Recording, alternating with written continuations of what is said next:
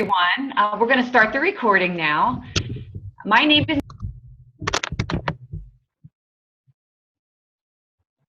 Wait. Nancy, you're muted. Oh, sorry. Okay. So welcome, everyone. We'll start the recording now. My name is Nancy Strauss, and I'm a certified health coach with Take Shape for Life. Welcome to our weekly meeting of Simply Balanced. The goal of these calls is to share information and teach you about creating health in your life. We are teaching from Living a Longer, Healthier Life, which is the companion guide or the workbook to Dr. A's Habits of Health book. Okay, and so I want to remind you that some of the chapters do not line up to the Habits of Health book exactly. Sometimes they do and sometimes they don't. So today's lesson is lesson 9, and it covers chapters 8, 9, and 10 in the Habits of Health book this week. As a team, we recognize that everyone learns differently, some through reading books, others by listening, and others through visualization. The goal of this call is to provide a fun, easy way to learn and understand the habits of health. I want to mention that you do not need to be here for every call, as lessons do not always build up on each other. But that being said, we hope you do find a lot of value in this and deem the 30 minutes is spent wisely. We definitely encourage you to invite your family and friends and loved ones to all the future calls. Each 30-minute call will be set up with an introduction of the presenter, followed by a 15 to 20-minute presentation, and then allowing some time for questions at the end. The presenters will be different each week, as will the topics. So we will be changing it up for you. Please use the chat feature down at the bottom to ask questions, and let me know if you have any comments. So go ahead and comment or leave a question in the chat box. Tonight's lesson is lesson 9, Eating for Weight Control. And your presenter tonight is Donna Manley, and she's a certified health coach. So Donna, it's all yours. Okay, hi everyone. Thanks for inviting me back to speak. You haven't fired me yet. Anyway, like Nancy said, tonight we're learning about eating for weight control. And that can mean one of many things. Maybe you want control because you want to lose weight. Maybe you just want to maintain weight. So either way, we're going to teach you how to eat for weight control. Now, the goal of the lesson tonight is twofold, okay? We need to understand the 2 core principles of weight loss through energy management, okay? So the first core principle is the relationship between calories in and calories out. The second core principle is getting your body out of fat burning mode. Okay, no, fat storage mode. We want to get into fat burning mode. We want to get out of fat storage mode. So these 2 principles, controlling your calorie intake and eating foods that don't turn on your insulin pump, they're the secrets to a long-term eating strategy that'll keep you thriving for life.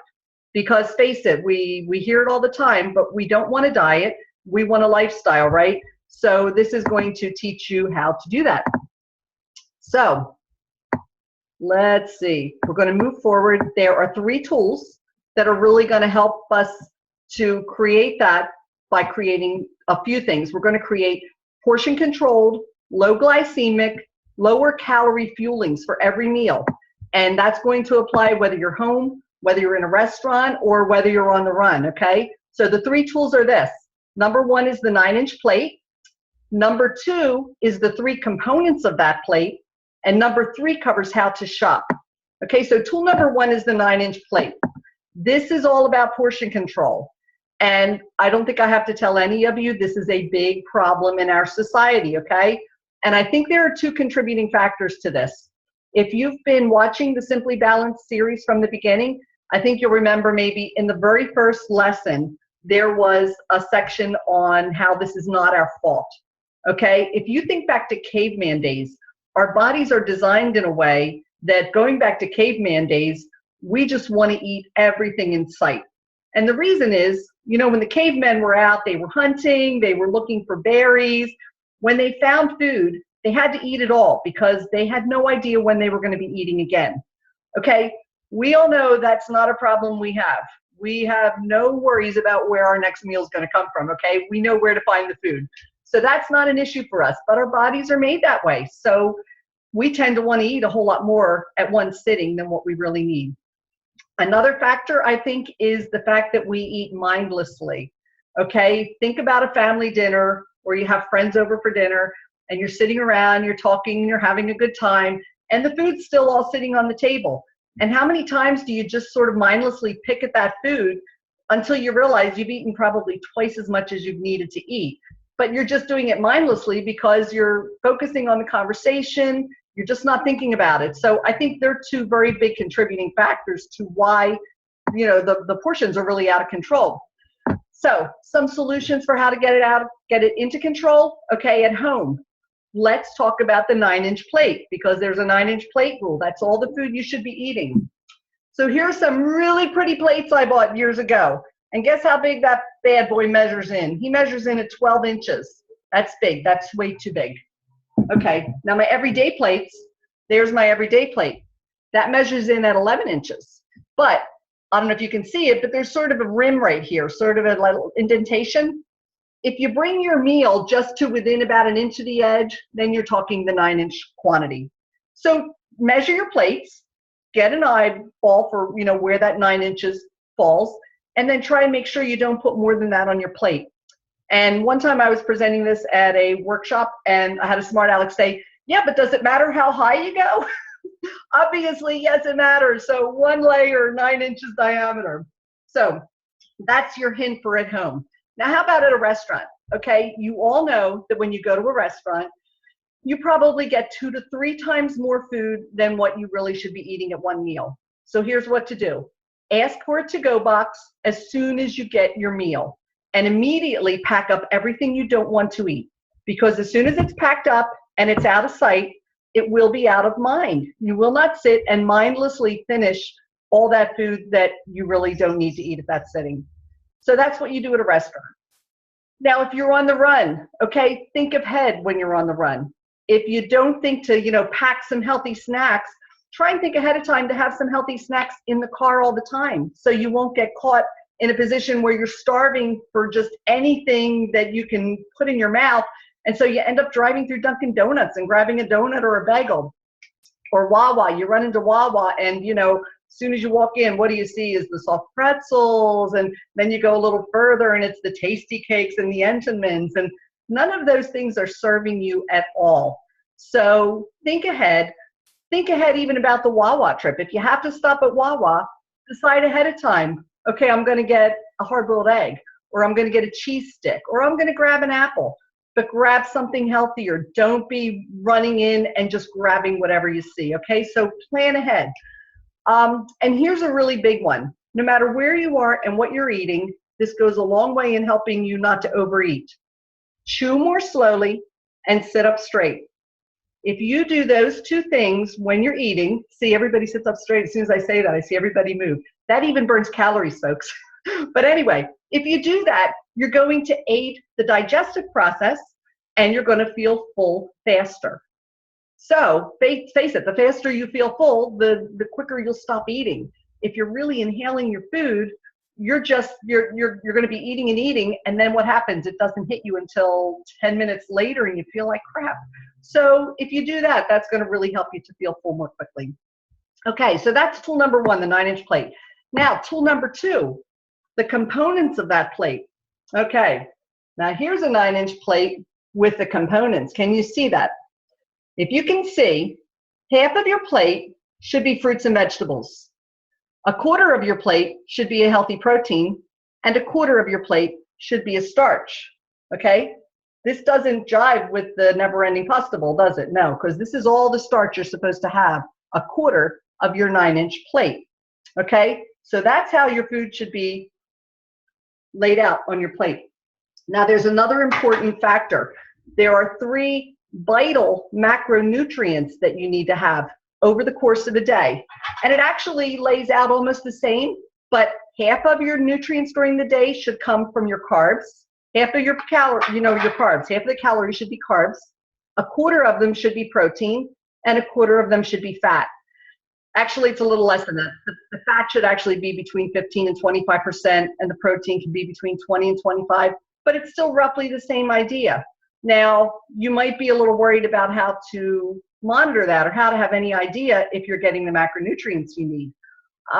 If you haven't downloaded it yet, a great app for journaling your food is MyFitnessPal. And if you are journaling your food through the day, at any point, you can look at a pie chart and it'll show you exactly how that's shaking out. And it's a great tool because if you're halfway through the day and you're way too high on fat and way too low on carbs, then you need to, you have a good idea how you need to eat for the rest of the day to get that balance correctly. And think about this. That sounds like a lot of work, but we're all creatures of habit. How many people here have the exact same thing for breakfast every day and have very similar things for snacks during the day, okay? Once you fall into a pattern, you pretty much will know how to eat and stay within the right boundaries and get the right balance of nutrition. So you just need to do it in the beginning a little bit to get a feel for where it is, where it needs to be, and how you need to eat. So now, why is this important? Okay, it's important for a couple reasons. Obviously, for good health, you can't just eat candy all day and expect to be healthy and expect to even lose weight based on staying in the right amount of calories. Like you might say, okay, I want to maintain my weight, so I'm going to eat 1,600 calories a day, and it's all going to be M&Ms. Not a good idea. Obviously, it's not good for your health. Sorry, got a tickle. But it's also to dispel the myth that all calories are equal. Okay, we hear that all the time. We hear, look, calories are calories. If you eat this many calories, this is going to happen. It's not true. And here's the reason. Calories all have the same amount of energy, but when it comes to your body, things aren't that simple. And I'll tell you why. I'll give you a couple examples. One is protein, okay? Protein calories are less fattening than calories you get from carbs and fat. And you know why? Because protein takes more energy to metabolize. So they're less fattening than carbs and fat calories. Another example is whole foods. Whole foods also require a lot more energy to digest than processed foods. So that's two examples. A third example, this is sort of taking a different course. This isn't talking about the food group, but it's still showing that calories are not the same all the time. There have been studies done about whether or not it's important to eat breakfast for weight loss, okay? So they have taken two groups of people, had them eat the exact amount of food throughout the day. So they had the exact same food, the exact number of calories. Well, if calories are calories are calories, then they should lose weight at the same rate, right? But they didn't. The people who used some of those calories to eat breakfast lost weight more quickly than the people who didn't. So calories are not all equal. So that's another reason that it's very important to get the right balance of food. It's for your health, it's for maintaining weight, and it's for losing weight. So the bottom line is what you eat is as important for weight management as how many calories you consume. And obviously, what you eat is very important if your goal is to create health, right? You're just not going to eat M&Ms all day. Okay, so tool number three is how to shop. Now this is going to be fun because we're going to go through each food group and I'm going to give you lots of ideas on how to shop and proper serving sizes. Now, real quick, I want to show you a slide. Let me see, share my screen. If you'll see this chart, this is a chart of fruits. And this is from Dr. A's Habits of Health. Now, if you don't have the book, please, I can't emphasize enough, go buy the book. You can buy it in Amazon if you want. You can buy a used copy for $2 or $3, but this book is the game changer for creating health in your life. But they have food charts like this for every single food group. Now you'll see, this is all the different fruits that are listed, and they're arranged by their glycemic index. You shouldn't eat anything that's a glycemic index of over 50.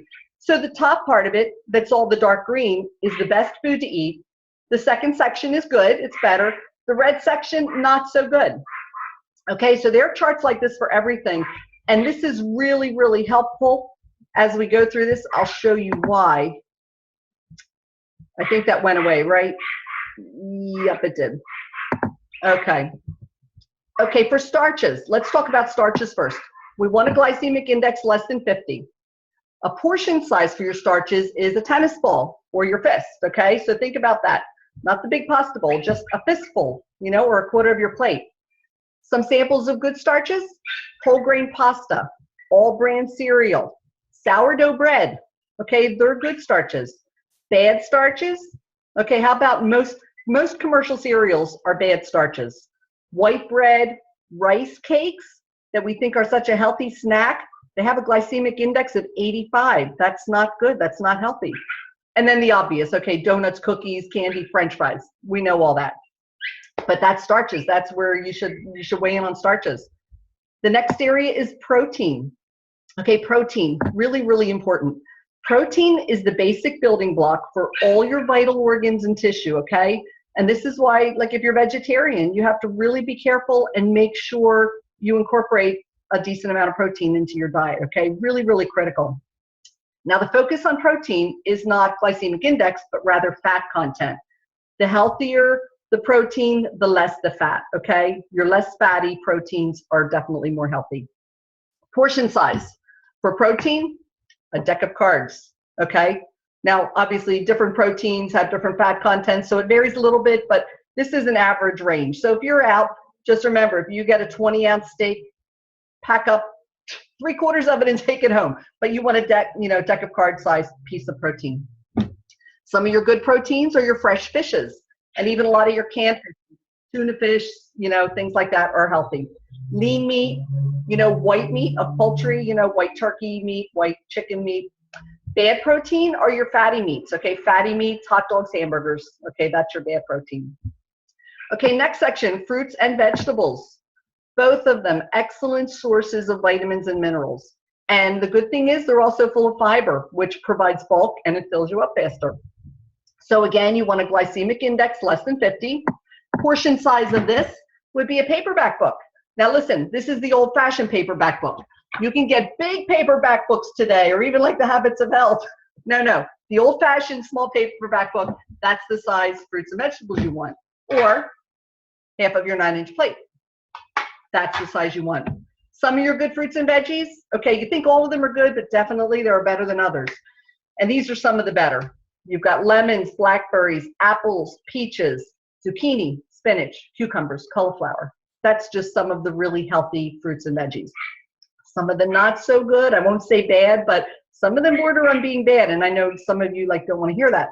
But bananas, watermelon, grapes, pineapple, and then obviously French fries, onion rings. I know I see you guys pouting. I see a couple of you crying, but what can I say? It's just the way it is. Okay, the next section is fats. Most of our fat in our diet is extremely unhealthy, and the reason is that it comes from saturated fat, and it's mostly animal-based, okay? Hydrogenated fats are what are used to extend the shelf life of foods. We know them better as trans fats. We hear about trans fats all the time. So now eating them is directly linked to the formation of plaque on your vessels. It's directly linked to heart attack. It's directly linked to stroke. So you really want to try and limit your saturated fat to no more than 10 to 15 grams per day. Okay, really, really keep that minimal. Now, on the other hand, there are healthy fats, and healthy fats are very good for you for all the following reasons. They help turn off your insulin.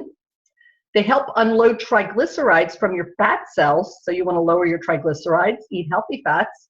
They increase your metabolism, and they protect your muscle. Okay, we have also heard these called essential fatty acids or omega fats. All means the same thing. Now, these healthy fats are found in things like salmon, soybeans, olive oil, nuts, especially almonds, the healthiest. Avocados and flax seeds are just some of the example of the healthy fats. Next section is legumes, your beans and peas and lentils. A lot of good things to say about them. Number one, they're very inexpensive. Number two, they're packed with nutrients. They also contain lots of fiber, which makes them a natural cholesterol lowering food, and they're lower glycemic, so they help turn off your insulin pump, which is what we're talking about. And finally, water. Okay, we all hear how important water is. Do you know all the reasons that water is important? I won't go into all of them, but some of the major reasons are number one, it's a critical component of your body. Makes up between 55 to 60% of your weight is water. But it's essential for the proper functioning of your organs and systems. It's the solvent that moves the nutrients, the hormones, the antibodies, and the oxygen through your bloodstream and your lymphatic system, and it helps remove the waste and toxins from your body. Now, adults lose nearly 96 ounces of water a day. So how much do you need? What you need is you take your body weight, you divide it by 2, and that's how many ounces of water you should drink a day. That's the most accurate calculation we have today for how much water you should drink. So in closing, so what is a healthy eating schedule and how many calories should you consume, okay? Well, that depends on what you're trying to accomplish. If you're wanting to maintain your weight, then what I would suggest is, number one, I would suggest tuning in next week, because there's going to be a section next week on calculating your TEE. I'll tell you what that is in a second. Or ask the person who invited you to this call tonight to help you calculate your TEE. What that is your total energy expenditure. What that means is this is how many calories you use up a day. Okay, it's based on your age, your height, your weight, and your activity level. All those things determine how many calories your body uses a day. And if you want to maintain, then you want your calories that you eat to equal the calories that you're using, because then you won't gain weight, right? So that's what you do if you want to maintain. If you want to lose weight, then you want to shoot for between 1,200 and 1,300 calories a day. Okay, so here's a healthy eating schedule if you want to lose weight. Breakfast should be your one of your biggest meals a day. Your breakfast should be between 300 and 400 calories. Okay, and then mid-morning, you'll want to have a healthy snack of about 100 calories. And let me tell you something about snacks too. We're not talking snacks, but we're not talking 100-calorie bags of Oreos. Okay, sorry, Nancy, tell Chuck I'm sorry, but we're not pushing Oreos tonight. I know you have no problem with that. No, but think about your overall diet. If you're not somebody who loves vegetables, or maybe gets enough vegetables in your meal, if you're vegetable deficient during the day, then make sure a couple of your snacks incorporate vegetables. Make sure you have some celery and peanut butter, or something else. But think about your snacks ahead of time and have them make up the nutrients you're not getting in your meals. Okay, if you're not eating fruit, then one of your snacks can be an apple. Okay, so you want a 100-calorie snack for your mid-morning snack. Then at lunchtime, light lunch, 100 to 200 calories, okay, for lunch. Mid-afternoon snack, another 100 calories. And then dinner, about 400 calories. Another snack at night, another 100 calories. Okay, that all adds up to about 12 or 1,300, which should really help you to lose some weight. So if you do it this way, you can see it's a little bit of work, but once you figure it out, and if you take time to do some planning, you can do it. The more you plan, the easier it is. I mean, if you don't plan, then it's going to be really tough to suddenly say, oh my gosh, I need 6 meals today, and what am I going to eat? I don't have anything good in the house. So you have to put a little time into planning. So, take 10 minutes before you go grocery shopping and figure out for the week what you're going to need. And when you get home, take some time to do a lot of the prep work. For your snacks, prep it to the degree that it's like prepped and washed and packaged and ready to go. So if you're running out the door, you can just grab and go. Okay, so just think about planning ahead, and it's going to make it a lot easier. So if you do it this way, it's going to work. You're going to lose weight. You're not going to lose weight fast. It'll be slow and steady. But remember, the most important thing here is that you're developing a lifestyle. You're not just implementing a diet. You want this to be a lifestyle, so that's great. And look, don't ever forget the story of the tortoise and the hare. And remember who won the race, okay? That works. But I just have to say that if you want a weight loss program that accomplishes the same thing, but is a whole lot easier than all the work that has to go into doing it on your own, and you want to have some quicker results, well, we utilize a program like that in our health coaching practice. So you can talk to the person who invited you and find out more about that program if you're at all interested. So that is what I've got for you tonight. I hope that gave you some good information and some good ideas for how to shop. And I guess from there, we'll see, Nancy, if we have any questions. Okay, well, it appears that the chat line is blowing up with questions. Some people are a little confused. You are not speaking of the 5-in-1, correct? So no, that is absolutely correct. This is let's clarify that the starches and the fruits and the dairy, that's for another time. This is for healthy eating, and this is for losing weight using food. Just using food that you buy in the grocery store, because that's what this chapter is dealing with in the book. This chapter is dealing with doing it on your own. So yes, this is not the 5-in-1, which is the plan I referred to that we use in our practice. Yes, so it's a lot more work, a lot more thinking, but it's not using the meal replacements, which quite honestly makes me quite grateful for the ease of the program, not having to think so much. But they're great to know. It's nice to know. I find it fascinating that the fruits, there's such a big difference between the low glycemic fruits and the high glycemic. So that's really, it changes the way I shop now that I have that information. So I'm very sad about the blueberries and the watermelon, just saying. So chia seeds, that one's been covered. It is the condiment on the 5-in-1. Thank you, Linda, for giving that information. Yeah, anytime you add the seeds and nuts and things like that, it can, what do you say about that, Donna? What's the question? On the 5-in-1, seeds and nuts, how would you, because it's not going to hurt your fat burning. No, right. Well, we can have nuts. I mean, you can have nuts as an optional snack. I don't want to get too much into talking about the 5-in-1 here because the topic is totally different, but you can have nuts on the 5-in-1, and even the seeds, maybe in a very, very small quantity. You just don't want to kick yourself out of fat burning. It's about portions. Right. Okay, and we had a question. So can eating fruit actually be bad for you? Oh, no, no, no. Oh, yes, yes, yes. I'd like to just say no, but here's how I qualify that, okay? Obviously, naturally occurring sugar, which is what's going on in fruit, sugar is just in fruit naturally, is much better than added sugar in our diet, okay? That's true. But the problem here is the portion control. You really have to keep an eye on how much sugar you're consuming. Okay, fruit's not bad for you, but you can't overdo it. And you think it's so healthy, you can have a lot and throw about 5 things in your smoothie in the morning, and you really can't. So here's the deal. The American Heart Association recommends no more than 26 grams a day of sugar for women and 36 grams a day for men. Okay, so check this out. 2 cups of sliced banana clocks in at 36 grams of sugar. So if you're throwing a banana in your smoothie and some berries and what else, you're going way over the amount of sugar you should have a day. So you got to be really careful whether you're making that smoothie or whether you're having fruit to just make sure you stay within that many grams of sugar. Well, that's really good to know. Thank you. And real quick, somebody does not understand what the glycemic index is. Okay, that's a little confusing. That took me a little while to understand too, but here it is in a nutshell. Glycemic index is like a measurement or an indicator, and it estimates what effect a food is going to have on your blood glucose levels. Blood glucose means the same as your blood sugar. So it tells you what effect it's going to have on your blood sugar. So here's an example. If you eat a candy bar, which is a high glycemic food, here's what happens. Your blood sugar is going to rise dramatically. When your blood sugar rises dramatically, it causes the level of insulin to rise also.